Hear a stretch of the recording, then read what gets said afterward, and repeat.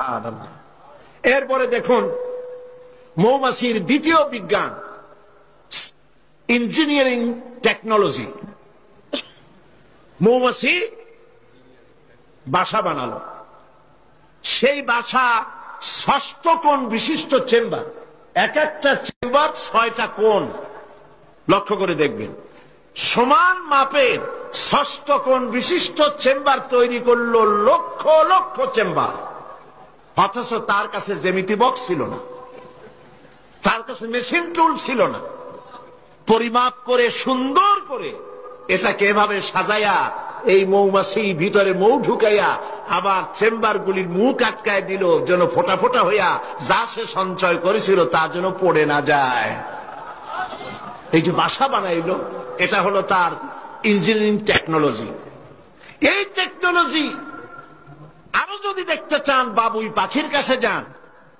বাবুই পাখিরে ডাকি বলিছে চড়াই, কুড়ে ঘরে থেকে করো শিল্পের বড়াই।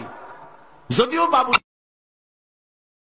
পাখি, চড়ুই পাখি বাবুই পাখিকে এটা বলেছে, আসলে শিল্পের বড়াই করার মতো। এই যে চতুর্দিক থেকে পাতাগুড়ি ছিঁড়ে এনে যে বাসা বাবুই পাখি বানালো, আগেই কোন সুবহানাল্লাহ। এই বাসা শুধু বাসা নয়, এর মধ্যে বেডরুম আছে, এর মধ্যে ডাইনিং রুম আছে, মাস্টার বেডরুম আছে, শুধু টয়লেট নাই। নিচ দিয়ে ঢুকবে, আবার ব্যাকডোর দিয়ে নিচের থেকে আক্রান্ত হলে ব্যাকডোর দিয়ে পালাবার ব্যবস্থাও আছে।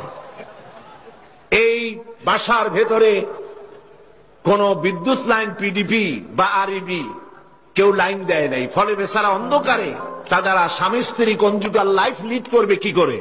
সেজন্য ওর মাথার মধ্যে আল্লাহ এমন বুদ্ধি দিলেন, কিছু কাদা এনে বাসার ভেতরে কাদা লাগিয়ে জোনাকি পোকা 5-6টা ধরে এনে মাথা ভিতরে ঢুকায়া পাছা বাইর করে দিয়ে রেখেছে। অটোমেটিক 0 পাওয়ারের বাল্ব তৈরি হয়ে গেছে।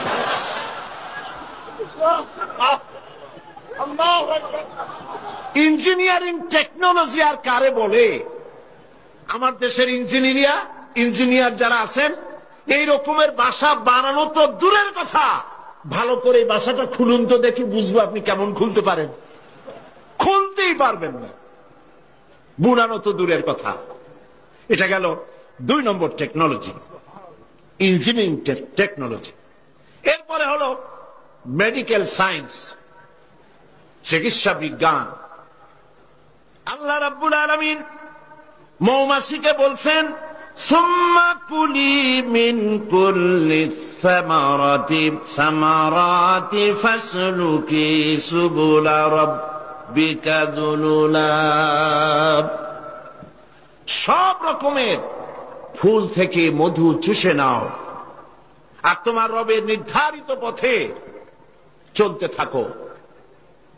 সব রকমের ফুল থেকে মধু আহরণ করে মৌমাছি আহরণ করে এক জায়গায় রাখলো, পয়জন হলো না, এটা মানুষের জন্য সেবা হয়ে গেল। আর মধু কখনো নষ্ট হয় না, কখনো পচে না। মধু যদি পিওর থাকে, ওর ভিতরে যদি আপনি কিছু না মিশান, বছরের পর বছর মধুর পিওর থাকবে, নষ্ট হবে না। আলহামদুলিল্লাহ। ঔষধের পচন ক্রিয়া নষ্ট করার জন্য অ্যালকোহল ব্যবহার করা হয়। বিজ্ঞানীরা আবিষ্কার করেছেন অ্যালকোহলের কোনো প্রয়োজন নাই, বরং অ্যালকোহলের পরিবর্তে হালাল মধু ব্যবহার করলেই ঔষধের পচন ক্রিয়া নষ্ট হতে পারে। আল্লাহ পাক বলেছেন, ফিহে শিফাউল লিন্নাস, এর মধ্যে রয়েছে মানব গোষ্ঠীর জন্য সেবা, রোগের প্রতিষেধক। সুবহানাল্লাহ বিহামদিহি। এটা হলো মেডিকেল সায়েন্স। চতুর্দিক থেকে মধু সংগ্রহ করে একত্রিত করছে, পয়জন হচ্ছে না, এটা তার জন্য, মানুষের জন্য সেবা হয়ে যাচ্ছে। 4 নম্বরে মৌমাছির কাছে যে বিজ্ঞান শিখবেন সেটা হলো মেরিন বায়োলজি। আল্লাহ পাক বলছেন, ফুল থেকে মধু আহরণের জন্য তুমি চলে যাও, কিন্তু রাস্তা ভুলে যেও না, রাস্তা ভুলে যেও না। একটা মৌমাছি তার বাসা থেকে, এগুলো নিয়ে যারা রিসার্চ করেছেন, প্রাণীতত্ত্ববিদরা বলেছেন, মৌমাছি ফুল থেকে মধু গ্রহণ করার জন্য নিজের বাসা থেকে 10 মাইল পর্যন্ত দূরে চলে যায়। আপনারা কোনোদিন দেখেছেন কোন মৌমাছি আপনার ঘরে এসে পথ খুঁজতেছে, বাবা বাসা হারাইছি যাবো কোন পথে? তালাশ করছে কখনো? আল্লাহ পাক বলছেন তুমি যাবে ফুল থেকে মধু আহরণ করার জন্য, রাস্তা ভুলে যেও না। সুবহানাল্লাহ বিহামদিহি। সমুদ্রের ভিতরে নাবিকেরা যখন জাহাজ চালায়, ইনল্যান্ড রিভার লাইনে আমাদের দেশীয় নদীগুলিতে স্টিমার যখন থাকে সামনে সার্চ লাইট থাকে, কিন্তু সমুদ্রে শিপগুলি এদের কোন সার্চ লাইটের দরকার নাই। সার্চ লাইট জ্বালাই দেখবে কি? পানি আর পানি, কি দেখতে? সেই জন্য তাদের জন্য প্রয়োজন হচ্ছে একটা মানচিত্র আর একটা কম্পাস। কম্পাস, মানচিত্র, রাডার, এগুলিকে ফলো করে স্টিমার শিপগুলি মহাসমুদ্রের ভেতর দিয়ে চলে, পথ হারায় না। এবার আপনি বলেন, মৌমাছি নিজের মৌচাক এই চট্টগ্রাম কলেজের কার্নিসের নিচে তার বাসা, মধু আহরণ করার জন্য চলে গেল। এখান থেকে 10 মাইল কদ্দূর? বদ্দার হাট নাকি হাটহাজারি? হাটহাজারি গেছে মধু আনতে। ওর কাছে কোন কম্পাস ছিল? কোন মানচিত্র ছিল? কোন মানচিত্র নাই, কোন কম্পাস নাই। চলে গিয়েছে মৌ আনতে, আর ঠিক সেখান থেকে মধু মুখে করে এনে আবার জায়গায় পৌঁছে গিয়েছে। সুবহানাল্লাহ। হে মানুষ, তুমি কোনটা দিয়ে আল্লাহর সাথে, তুমি কি দিয়ে নিজের বড়াই করবে? কোন ক্ষেত্রেই মানুষের বড়াই নয়, সমস্ত শ্রেষ্ঠত্ব, বিরাটত্ব, মহানত্ব সবটাই আল্লাহ রাব্বুল আলামিনের জন্য। জোরে সরে বলেন আল্লাহু আকবার। মানুষকে আল্লাহ পাক এই জ্ঞান দান করেছেন। আল্লাহ রাব্বুল আলামিন বলেন, মানুষের সব অসহায়ত্ব সামনে রেখে আল্লাহ পাক আরো বলেন, আফারাআইতুমুল মাআল্লাযী তাশরাবুন আনতুম আনজালতুমূহু মিনাল মুজনি আম নাহনুল মুনজিলুন। এই যে তোমরা পানি পান করো, এই পানি আকাশ থেকে কে নাজিল করে? তুমি করো না আমি করি? প্রশ্ন কিন্তু আমার না, প্রশ্ন কার? বলেন সবাই। এই যে পানি পান করো, এই পানি আকাশ থেকে কে নাজিল করে? তুমি করো না আমি করি? এই পানি আল্লাহ কোত্থেকে নিলেন?